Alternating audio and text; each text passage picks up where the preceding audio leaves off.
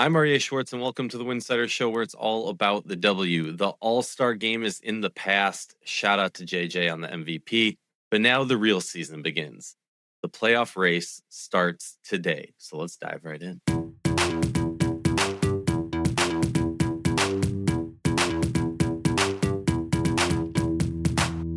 Before we get into today's show, just a quick reminder, Winsidr is fully independent WNBA coverage, and everything we do is supported by listeners like you. If you enjoy what we're doing here, you can keep it going by joining our Patreon at patreon.com/Winsidr. That's patreon.com/Winsidr with pricing levels for everyone. You're directly supporting the work we put into covering the W year round.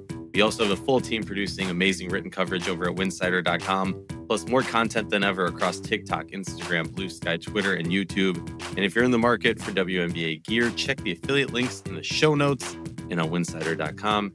You rep the league, and Winsidr gets a little help along the way. Excited to be back. Madisyn Cunningham, my co-host for the season. Get a little break. All-Star game is done.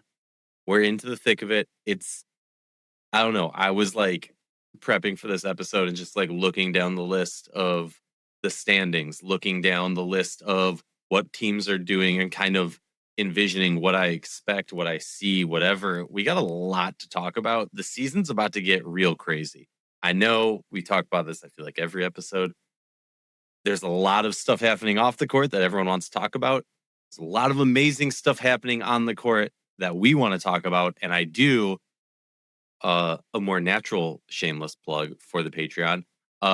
Audrey and Allie were in Chicago for the All-Star game doing amazing content. You should check it out over on YouTube, TikTok, X, Instagram, all of our different feeds or whatnot. But on Patreon, just published today, recorded a special podcast episode with Audrey just talking about her experience going to the All-Star game and what that was like being in Chicago and all of that. So yeah, back to what we're talking about. The race is on. How are you feeling? Are you excited? Are you nervous? Is this your favorite part of the season, or do you have a different favorite part of the season? And I'm talking regular season. Yeah. I'm definitely excited just to see how everything shapes out. Obviously we have feedback, which would make things really interesting. Yeah, I'm excited. I do think this is a pretty good part of the season. Like, I think you really start to see, like team identities, the trade deadlines coming up. Yeah, I think it'll be a fun time. We're going to get into all that. Let's start real quick with the Winsidr Show power ranking. Let's just do top 5. We don't need to waste everyone's time and go through a whole 15 list, because honestly, like, who cares after a certain amount? But like, let's be real about it. I think the real debate, like, when you get deeper into the power ranking, yeah, you get into these arguments of this team beat this team and this team's on a 2-game win streak, but they beat the Blues, whatever it is. Standing wise, this is where the standings lay today. Minnesota, the 2.5-game lead over Golden State, 3-game lead over Vegas. Dallas Wings, 3.5 games out of first place. Indiana Fever, 4.5 games out of first place. So you got Minnesota, Golden State, Vegas, Dallas, Indy. And I'm curious for you, those are the standings. Is that the power rankings to you? Would you do a little shuffle? I'm imagining, what was that like trendy game where people would have like under the table, the drinks or the hats lined up, and you'd have to reshuffle them. I'm feeling like it's kind of like that in your mind. Is this the power ranking and the standings? Or kind of where's your head at? Yeah, I think it's pretty close for me. I think the only like 2 and 3, like the Valks and the Aces, could be more interchangeable just because the Aces have beat the Valkyries twice this season. And obviously, they have Asia. But I think as of like right now, what we've seen, it's pretty accurate. But I do think in reality, it probably would go Minnesota Aces, then Valkyries, then Wings and Fever. But other than that, I think it's pretty indicative of what we've seen so far. I'm with you on that. Power rankings to me are a complicated process because we're looking at it in. There's different ways to look at it. It's like MVP. It's like anything else, right? There's no like, this is how you should define power rank. So like for me, yes, Minnesota obviously has to be number 1, 7-game win streak, first place in the league, and they're getting feedback. Then we start to talk about, for me, it is so hard for me to not say the Aces. Mm-hmm. It like just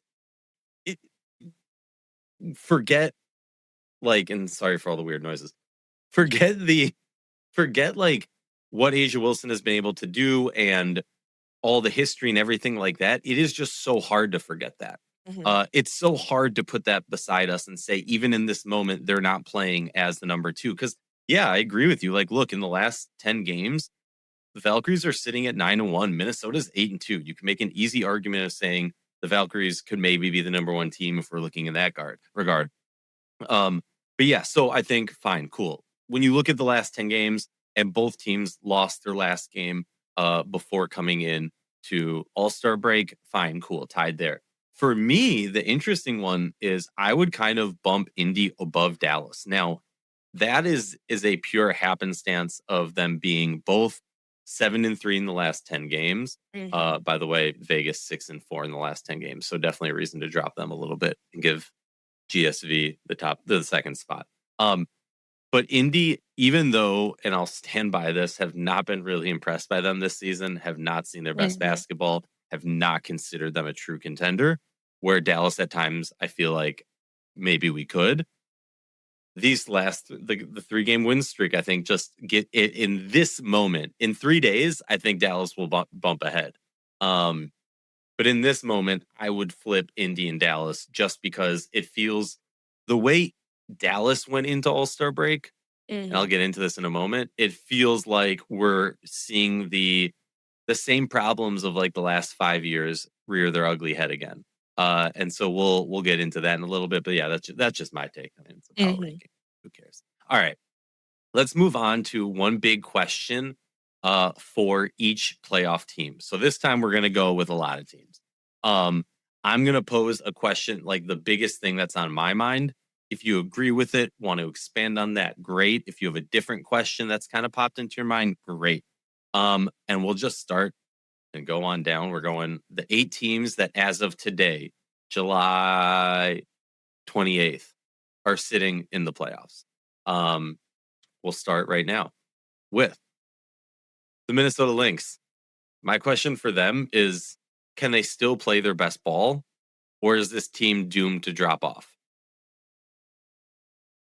Yeah, I think, honestly, for me, I think they can still play, like, their best. I still feel like we might not have seen their best. I mean, like, B's first game back, 24-10?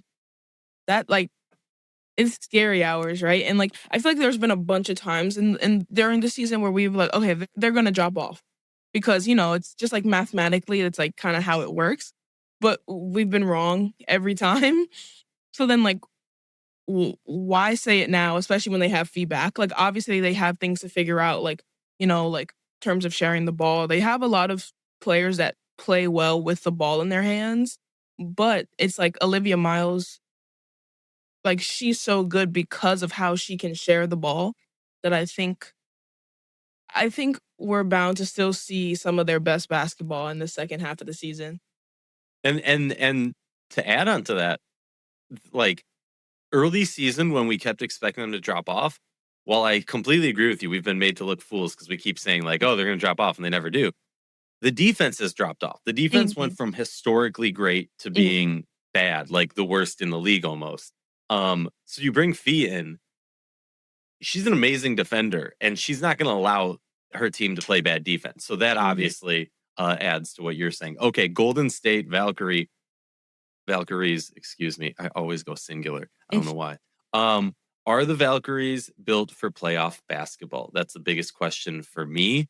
What about for you?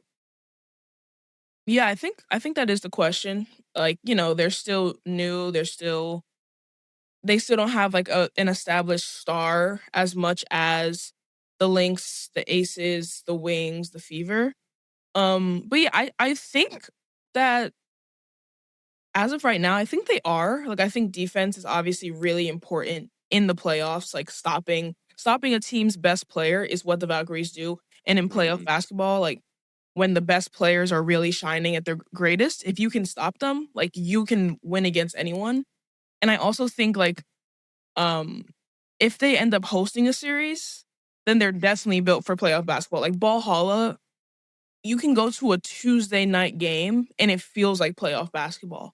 So I honestly feel like in a playoff setting, that would really pose issues for opposing teams, and it would be awesome. Yeah, I would if I was a WNBA team, I would do anything and all possibility, even throwing a game, just so that you don't have to match up in the seeding to play Yeah, them first round playoffs. That is whoo. I'm with you on that. And if you're in town for that, bring some headphones. I would. Bring some Yeah, earplugs. Yeah, bring some headphones, bring some earplugs. We'll be there. All right, Las Vegas Aces. For me, like the biggest question. There's two questions in my mind when it comes to Vegas. Smallest question is, can everybody else play good enough that you have a chance? And then the biggest question is, can Asia Wilson stay healthy? If Asia Wilson stays healthy, like the bar for her teammates is so low. And I'm not saying that in an insulting way. It's just that's how good she is. Can she stay healthy? If she stays healthy, we're talking about a team that's likely the favorite come playoff time.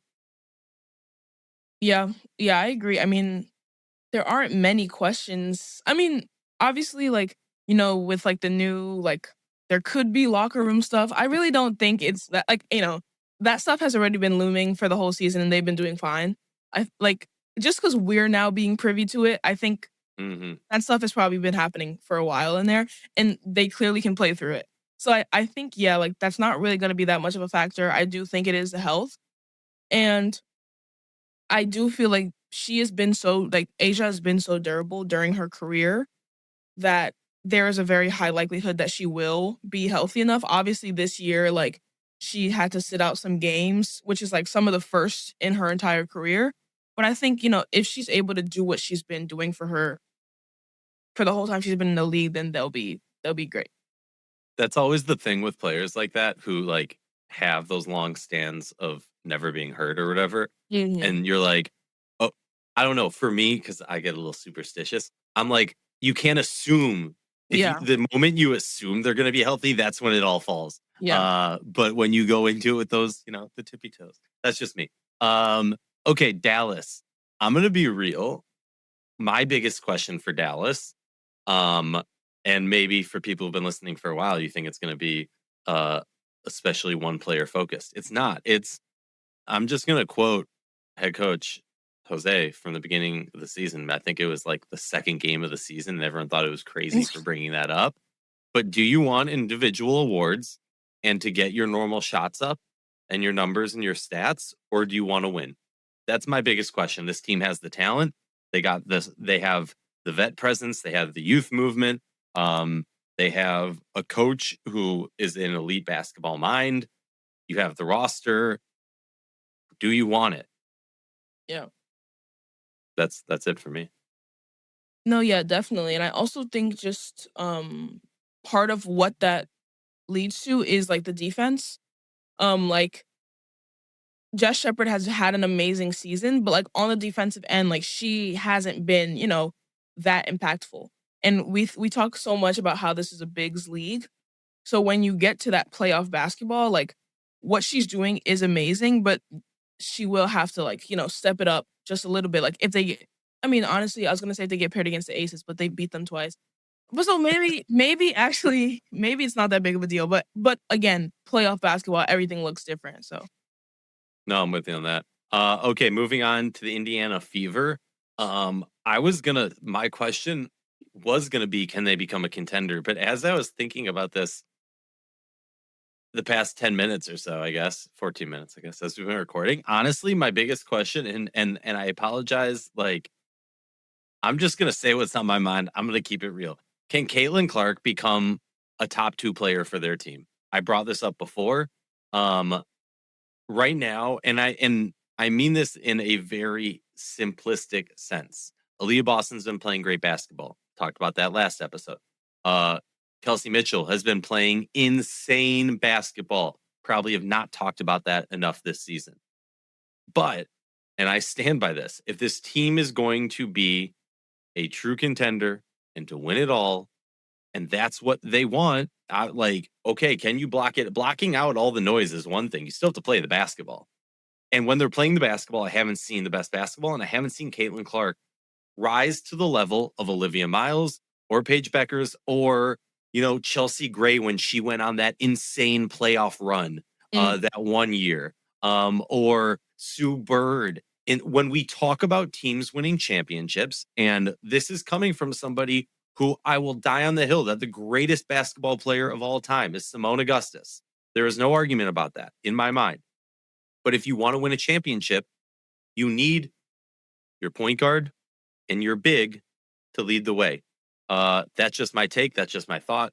What about you? Bigger question for Indiana in your mind? No, yeah. I mean, I definitely agree. I think it is just like, can the Fever play how they should be playing on paper, or like what the expectations have been? Like, a lot of the talk about the team is like, will they win the championship, right? Like, it's like that's what the goal is, right? So like you said, it's kind of like your original question, like, can they do that? Which is like a pretty simple question, but it does come down to like, yeah, can Caitlin Clark like step up to be, like the player for this team, or at least like, one of the two players for the team. And I think, blocking out the noise, I don't know. I really don't know.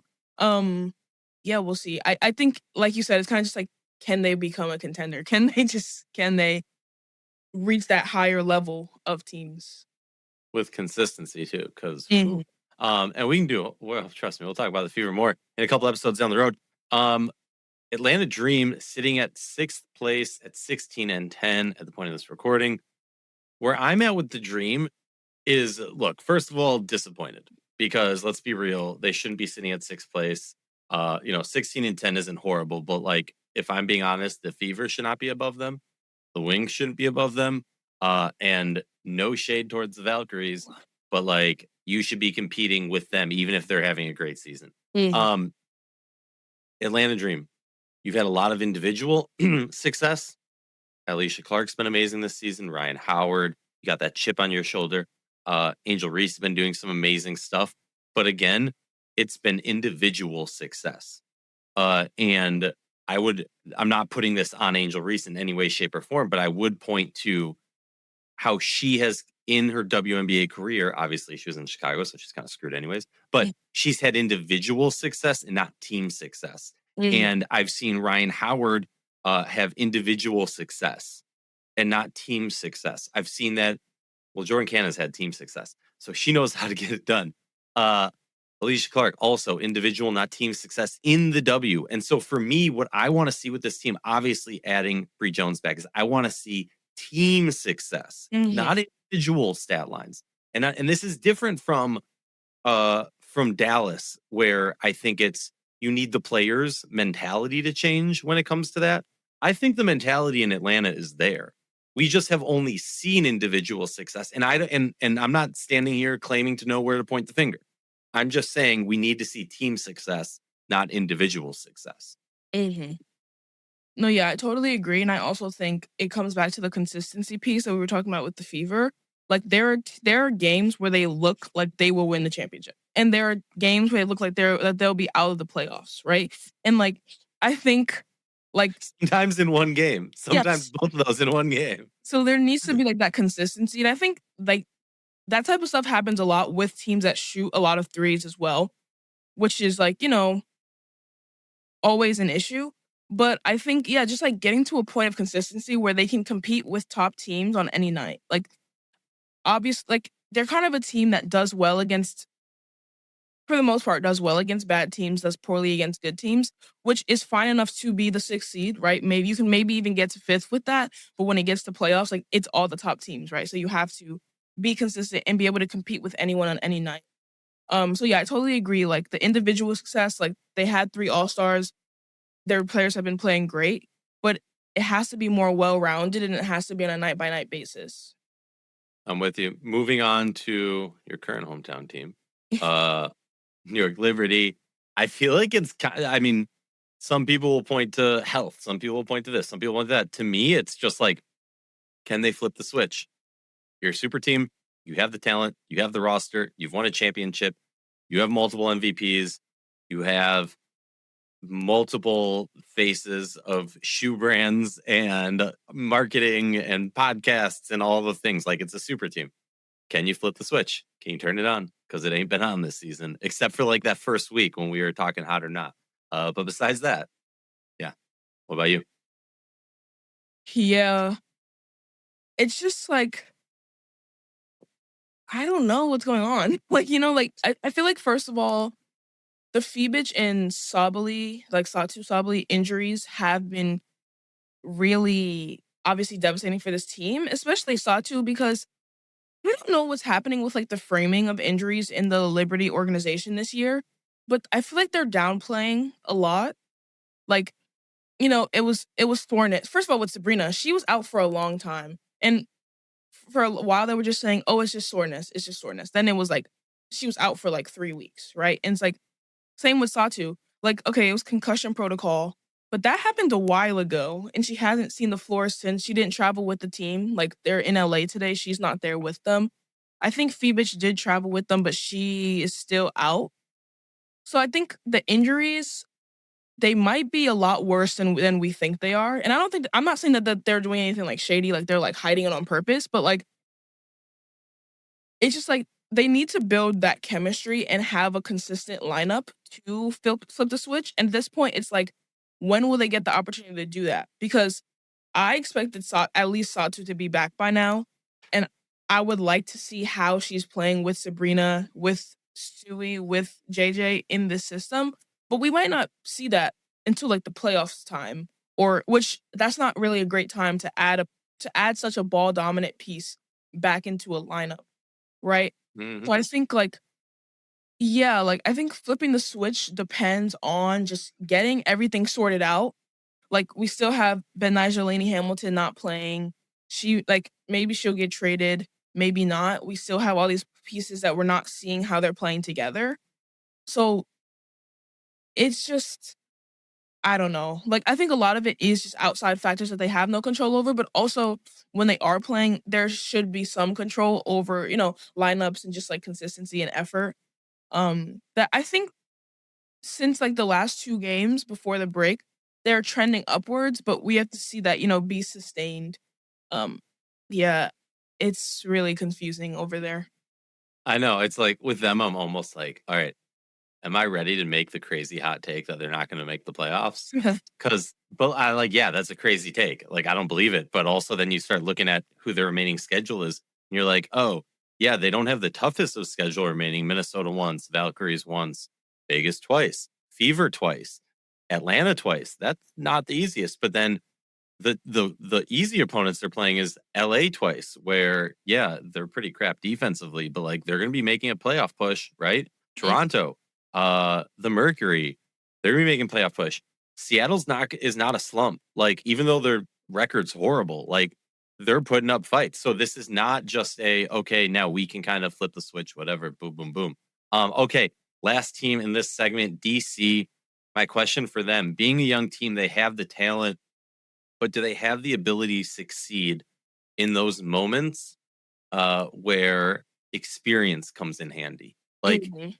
lack of experience is an amazing tool. And honestly, I would say we could talk about that a little bit with Indiana also. But with DC, like, you are the second youngest team of all time in league history. At one point, they were the youngest. Now there's whatever. It doesn't matter. Point is this is a young team, lots of success, sitting in 8th seed, and they are going to have a heavyweight bout to make the playoffs because Mhm. that like the 8th seed is the hardest seed typically because it just gets intense. All the teams pushing for that last spot. That's the only seed. They win 4 games. They win 3 more games. If they win that one game, they can make it. All right. What's your DC question? No, yeah, I think it's the same. Um, like you said, like being young has advantages and disadvantages, and I think that that's something that maybe they could think about when with the trade deadline coming up. Like if you could just add one piece, that's because I think they're like, isn't there like vet like their oldest player like Shakira Austin right now, or like It I don't know. was, but is Michaela Onyenwere Okay, slightly older.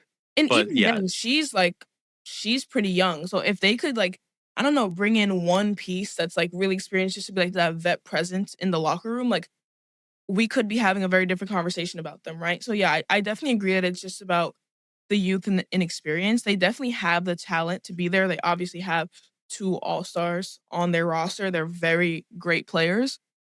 It just depends on like, yeah, discipline and inexperience. Yeah. Yeah, and honestly, like with it'll be interesting to see if they make moves before because they've been pretty steadfast in like our systems working, Hmm. our reconstruction or our regrowth or whatever you want to call it is working. So do they want and they have tools to make some great offseason moves, but do they want to do that now for this season or do they want to wait a little bit longer? It'll be very telling what they do, which is the perfect segue to trade deadline check in just real quickly. The biggest headline, obviously, has maybe this isn't obvious for some, but Minnesota, Cheryl Reeve openly talked about looking to make moves, said that they've been in open season receiving calls and making calls all year long. But the craziest thing for me, shout out to Andrew Dukowitz, the Duke of Linkstown, friend of the pod, who put out yesterday, I believe, what Reeve has been able to do with this roster construction of at this basically when we get to the trade deadline, she can make a move or arguably not make a move, but they can make a move after, the way that she's been. I'm taking way too long on this. I apologize. The way she's been working players from the developmental to a 7-day contract to a regular contract to back to a 7-day to a developmental has basically set themselves up. So now they can move Hamzova to a developmental contract if they want to off of her third 7-day. And then they would have the ability to put Emma, who got injured early on, many Lynx fans will remember, third game of the season, on an injury. Then her salary joins the cap. So they are now able for the remainder of the season, Minnesota, to essentially be in a situation to pay 3 times the vet minimum for the remainder of the season, which means now you start thinking about players like a Emma Meesum and maybe she would come over. Or, because the question is trade deadline. Are they going to make a trade or are they going to make this move and just do an outright signing or maybe shop a player who hasn't been producing as much? Maybe a Dorka Juhas who has a lot of upside. And then the other person everyone obviously has their eyes on, Benijah Laney-Hamilton. Been a lot of chatter about that. I don't think it's calming down anytime soon. We will check in on that repeatedly. If there's anybody else who we're missing, comment on the show in Spotify, Apple, YouTube, wherever you're listening. Comment. Tell us who we should be talking about more. Okay, award talk real quickly. Which award do you think is truly up for grabs? It seems like Rookie of the Year and MVP are locked in. Between Coach of the Year, Defensive Player of the Year, Most Improved, which award do you think is truly up for grabs today? Yeah, I think MIP is probably the most up for grabs. Like, I think, obviously, Coach of the Year, there's like a few options, but it's still like within those few options, right? Same with Defensive Player of the Year. I think I would probably say it's between Asia and Gabby. Yeah. But MIP, obviously there's Jess Shepard. I think she probably is the front runner right now. But I think Caitlin Chen is making a great push for that award. She's been amazing. Yeah, I also think Sixth Player of the Year. I think that's kind of more locked. I think that's kind of also pretty locked in. Well, I don't know if I'm biased, but I think Janelle Salon has she's the leading scorer for bench players. She's the second leading scorer of the Valkyries. She's obviously having a great season. But I think Sixth Player of the Year and a Most Improved Player have a bit more wiggle room than the others. I'm with you on that. Yeah. Defense Player of the Year is a tough one. I honestly don't even think about it until we get towards that place of the season. Mm-hmm. I totally forgot about Six Women, so thanks for bringing that up. Okay, and then to close out, just some hot take predictions, quick fire. You know all the teams that are currently in the playoffs: Minnesota, Golden State, Vegas, Dallas, Indy, Atlanta, New York, DC. If playoffs start today, which of those teams will not win a playoff game? I'll tell you, New York. That's who I'm going with. All right, go. Well, yeah, I'm trying to see who would be matched up with who. So New York would be against the Valkyries. Yeah. Yeah, I could actually see that. They're like 2-0 against them in the season, and I definitely could see that. Yeah, I feel like the easy choice would be to say DC, but they've already beat the Lynx once, and I feel like they really could shock. Like, especially as an 8th seed, I feel like that would actually be the perfect place for them to shock the 1 seed and get a win. Yeah, I'd say probably New York. I do think Aces Dream could be kind of tough for the Dream. I know they'd had that really close game against them, like first 5 games of the season or something. I forgot which one that was. But yeah, I'd say probably either the Liberty or the Dream. Yeah, I'm with you on that. And I'll say this to your point on DC. Minnesota, they split. They went 1-1, I believe. But Minnesota had no business winning that game. They won. I was there. They were dominated the whole game. All right. Hot take prediction. Finals matchup. I'm going Minnesota, Las Vegas. But but like the hot take, I would say Dallas versus Golden State. But yeah. Mm. Yeah, I'd probably also say Minnesota and Las Vegas. Yeah, I could see the Valkyries slipping in there. Like I said before, like with that defense, if Gabby Williams has a great playoffs, like offensively, and they play their defense, like I do think they will be a really tough team to beat. So that would be really cool. But yeah. Any player you're expecting a big second half of the season for them? Obviously, Fee didn't have a first half of the season, had 1 game. So anybody else in your mind? A player that kind of comes to mind for me, just because I'm a big storyline person, got completely overlooked when it came to the All-Star game. Ryan Howard. I expect a big second half from Ryan Howard. Shooting it over to your side. Yeah, I'll go with Sabrina Ionescu. I think, she had that time off and she had a rough stretch when she came back. But recently she's been obviously amazing. Like she's one of the clutchest players in the league and she's playing like it this season. Hopefully the Liberty will be in less clutch game situations where they need those performances, but she has shown up like the Commissioner's Cup game against the Sky, against the Wings recently. Yeah, I think the Liberty need that from her. And I think I'll say, yeah, she'll do it. I think she'll perform, hopefully.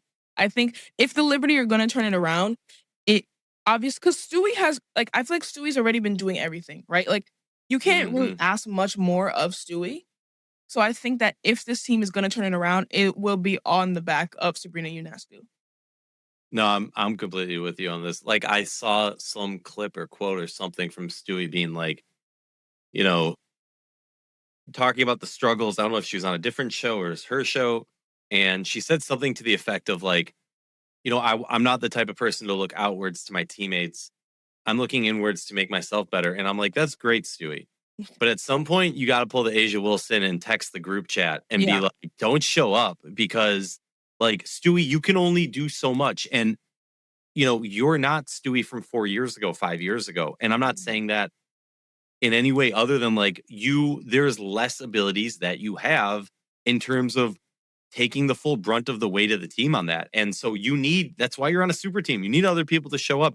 You need Sabrina to hit that insane, those 2 threes she hit in that last game before.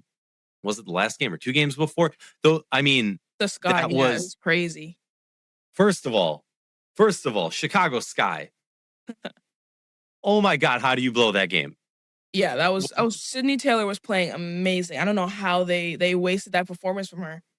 Up 8 with 54 seconds left, or up 6 with 5 with 54 seconds left, 58 seconds left. You completely blow it.